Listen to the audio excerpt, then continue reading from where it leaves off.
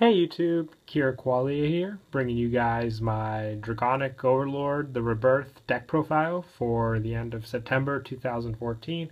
It's a really fun deck. They got the rest of the support they needed for set 15, so we'll go ahead and go through the deck for you guys and show you what it's made of. For grade 3s, you run 4 Dragonic Overlord. This is the Break Ride version. It's so awesome. It has an awesome effect. When you Break Ride, it gets the ability Counterblast 1. After your Vanguard attacks a rear guard, you can discard 1 card, restand it. So it gives you an additional attack for in result of also clearing out a rear guard. It's pretty awesome. Just being able to gain 1/1 with its skill for a counterblast and discarding a card. It allows for you to stack trigger effects. So you're pretty much going to attack the rear guard. Your opponent's going to be like, okay, no guard. I'm not going to overguard for a rear guard. And then after getting that twin drive, you can possibly get an additional critical trigger added on to the monster and then attack their Vanguard. And then that's when they get worried because they have to block that attack because there's a chance you could get another trigger. The main monster of the deck is Dragonic Overlord, the Rebirth. You run 4 of this as well. So in addition to having the 13k body with Dragonic Overlord, its effect is you can counterblast 1 and choose 1 or more of your Kagero rear guards and lock them. And if the number of cards locked are 5 or more, this unit gets plus 10,000, and the red effect, after it attacks the Vanguard, you can discard 2 cards to restand it. So along with Dragonic Overlord, after you Break Ride, you first go attacking the rear guard. So you discard your 1, you get the twin drive, restand, attack again with the Rebirth. Once again, another twin drive. Discard 2 cards, use the reverse effect to restand for the final time and attack again. In exchange for locking the rear guard, you lose your 2 rear guard effects, but with this skill, all in all, you're getting 3 attacks off. So I would rather have 3 Vanguard attacks than a 1 Vanguard attack and 2 rear guard attacks. It makes for some sick and twisted plays, along with 6 drive checks. You can't go wrong. For grade 2s, I run 4 Dragonic Burnout. This card really helps with one big problem of the deck, which is decking out. You don't want to deck out because you drive check a lot with this deck. And Burnout skill is you Soul Blast 1 and choose a grade 3 Overlord from your drop zone and put it on the bottom of your deck. Choose one of your opponent's rear guards and retire it. It saves counterblasts, which all in all, the Overlords don't use too many counterblasts since they're both CB1 effects.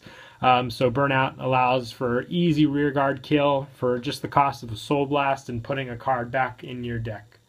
Plus, I also run for the 12k, Burning Horn Dragon for an Overlord Vanguard, and 3 Belcosities. You can unflip damage and keep your counterblasts steady.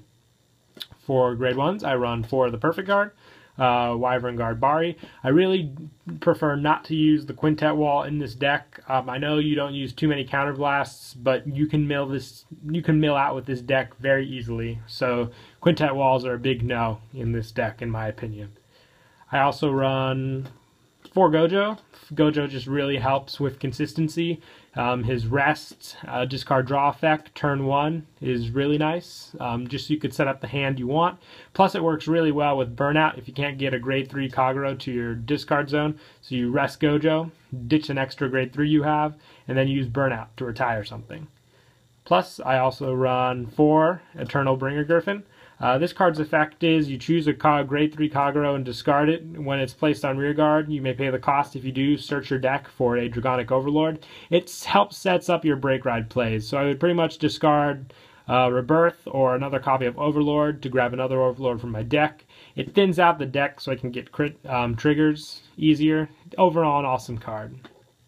Plus 2 Calamity Towers. This is the Soul Blast 2 draw card.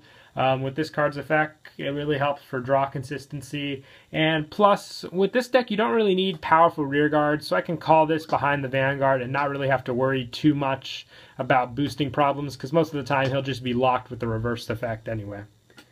And for triggers, I run 8 crit, so 4 Blu-ray Draco Kid and 4 Magalia.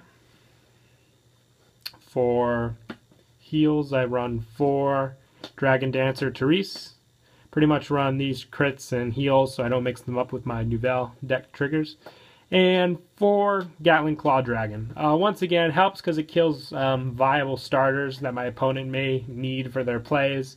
It's a CB1. With this deck, like I said, everything is CB1, so it's very easy to use this and not have to jeopardize my future attacks and plays. And for the starter, I run Red Pulse Draco Kid. I'm torn between this and Fargo, but at the moment I like Red Pulse Draco Kid just because he helps with consistency with the grade 3s. So that's it for the deck profile. Hope you guys enjoyed, and Kira Qualia.